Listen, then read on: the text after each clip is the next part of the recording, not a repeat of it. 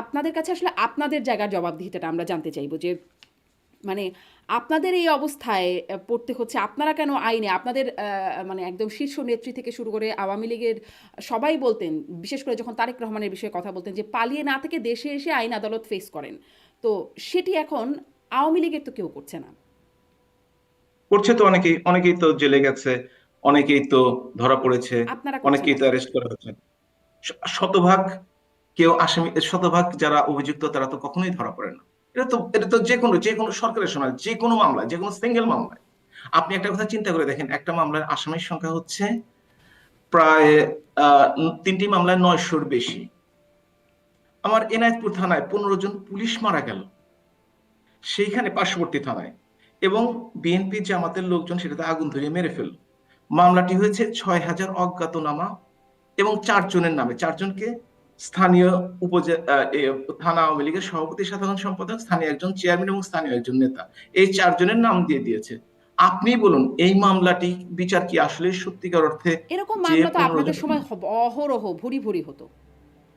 আমি তো অস্বীকার করছি না, এখন হ্যাঁ। আপনার চিন্তা করেন আমার ক্যাপাসিটি আমাকে যদি প্রশ্ন করে থাকেন, আমি 10 বছর এমপি ছিলাম, সেই এমপির সময় আমাকে বলবেন যে আমি বিরোধী দলের নামে, ধরেন কোনো কিছু গুলো আমার দায়িত্ব অবশ্যই নিতে হবে, কোনো একটি হত্যা মামলা, হত্যা হয়েছে অনেক, রাজনৈতিক উদ্দেশ্যে কোনো হত্যা মামলায় কাউকে জড়ানো হয়েছে, এটা একটা প্রমাণ বের করতে পারবেন? পারবেন না। ছোটখাটো মামলা হয়েছে এটা আমি স্বীকার করি, কিন্তু বড় ধরনের এই ধরনের মামলায় মিথ্যা আসামি এবং শীর্ষ নেতৃবৃন্দকে মামলা দেওয়া হয়েছে, এটা আমাদের সময় হয়নি মামলা আসলে। যদি মিথ্যা এটা মামলা ভুল করা হয় হচ্ছে। তাহলে আসলে মানে শেষ পর্যন্ত তো বা শেষ বিচারে গিয়ে তো একটা জায়গায় খালাস হয়ে যাবে, কিন্তু এই যে হয়রানি, সেটি হত্যা মামলাতেও হয়রানি হবে, দুর্নীতির মামলাতেও হয়রানি হবে, প্লেট গ্লাস মোবাইল সব ইত্যাদি চুরির মামলাকে মামলাতেও তো কিন্তু, হয়রানি সব হবে। মামলার শাস্তি কিন্তু এক নয়, এটা আপনার বিবেচনা করে দেখতে হবে, এবং শাস্তি তো সব এক মামলার নয় বটেই। গুরুত্ব এক নয়। আপনি একটা চুরির মামলা, একটা ছিনতাই মামলা, একটা ছুরি মারার মামলা, একটা আহত করার মামলা, একটা খুনের মামলার মধ্যে বিশাল পার্থক্য। তো কতগুলো জামিনযোগ্য মামলা, কতগুলো অজামিনযোগ্য মামলা, হুম, আপনাকে সে ব্যাপারে একটু সুনির্দিষ্টভাবে বিবেচনা করে দেখতে হবে। হ্যাঁ, এরকম জামিন অযোগ্য অনেক মামলায়, এমনকি বেগম জিয়াও জামিন না পেয়ে পেয়ে জেলখানায় থাকতে হয়েছে। পরবর্তীতে অবশ্য সরকারের 401 ধারায় সিআরপিসি সেটার অনুযায়ী তিনি বাসায় থাকবার একটা অনুমতি পেয়েছেন, কিন্তু এরকম জামিন হয়নি। জামিনের আগে মানে আমি এই জন্য আসলে তুলনামূলক বিশ্লেষণ করছিলাম, আপনারা কি অনুশোচনা করেন যে আসলে তখন যেটা আওয়ামী লীগ, আপনি সেই দলের একজন কর্মী, একজন নেতা, তখন আসলে আওয়ামী লীগ যেভাবে মামলা দিয়েছে বা আওয়ামী লীগের সরকারের নির্দেশে আশ্রয় প্রশ্রয়ে যেভাবে মামলা হয়েছে, সেটি আসলে একটা ভুল কাজ ছিল, একটি অন্যায় কাজ ছিল? যেটি মিথ্যা মামলা, যেটি অন্যায়ভাবে দেওয়া হয়েছে, অবশ্যই সেটিকে সমর্থন করার কোনো যৌক্তিক কারণ নেই। আমাদের মতো তৃতীয় বিশ্ব না বললেও এই ধরনের দেশগুলোতে এবং আশেপাশের দেশগুলোর রাজনীতিতে এই মামলা একটি গুরুত্বপূর্ণ রাজনৈতিক, বিরোধী দলকে ঘায়েল করার জন্য একটি অস্ত্র হিসেবে ব্যবহার করা হয়। আমি মনে করি আমাদের দেশের জনসংখ্যা যতদিন পর্যন্ত না সুশিক্ষায় শিক্ষিত হবে, যতদিন অর্থনৈতিকভাবে তারা যতদিন পর্যন্ত না নিজেদের পায়ে দাঁড়াতে পারবে, যতদিন তারা রাজনৈতিক দলের নেতৃবৃন্দের পথে তাদের কথাবার্তা শুনে তাদের পিছে যাবে, আর কোনো চিন্তা ভাবনা না করে, হুম। ততদিন পর্যন্ত যে সরকারি ক্ষমতা আসুক না কেন এ থেকে বের হতে পারবে না। যে এটি তো একটা দুষ্টু চক্র, মানে জনগণের উপরে দায় দিয়ে আর কতদিন, মানে এটা একটা দুষ্টু চক্র। নেতা ঠিক হবে না, জনগণ ঠিক হবে না, জনগণ ঠিক হবে না, নেতা ঠিক হবে না, এরকম করে চলতেই থাকবে। এই চক্রের মধ্যে জনগণ কিভাবে বের হয়ে আসবে, সেই প্রশ্নটি কিন্তু আমি প্রথমে যেই প্রশ্নটি দিয়ে আসলে আপনি মনে শুরু হয় আমাকে করলাম। বুঝতে পারেননি।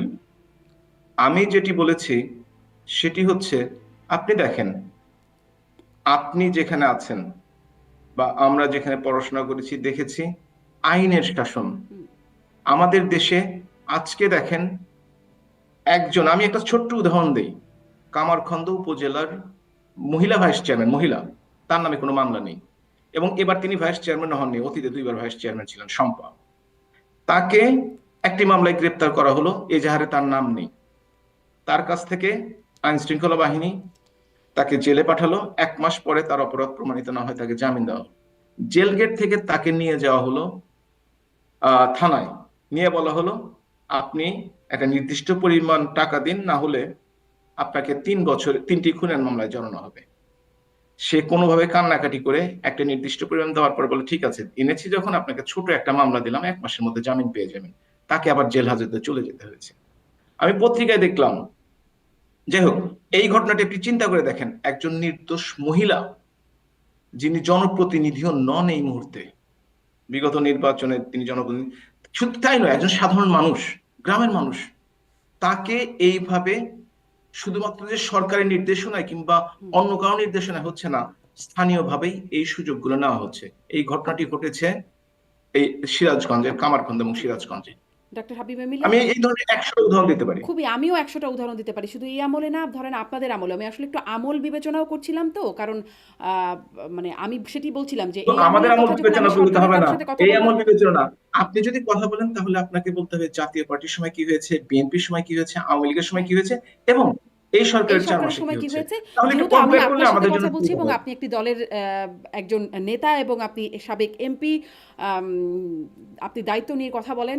যার কারণে আপনার কাছে আপনার জায়গাটি নিয়ে একটু বিশেষভাবে, যদি আমার সাথে আরো অন্যান্য দলের নেতারা থাকতেন এই মুহূর্তে, তাদের কাছে নিশ্চয়ই তাদের সময়কার কথাটুকু আমি জিজ্ঞাসা করতাম এবং করি যখন কথা হয় আসলে।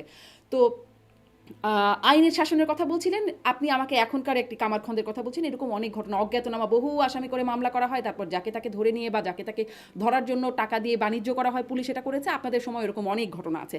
যাই হোক, অতএব আইনের শাসনের জায়গায় আর নাই যাই, অনেক আলোচনা চলে আসবে।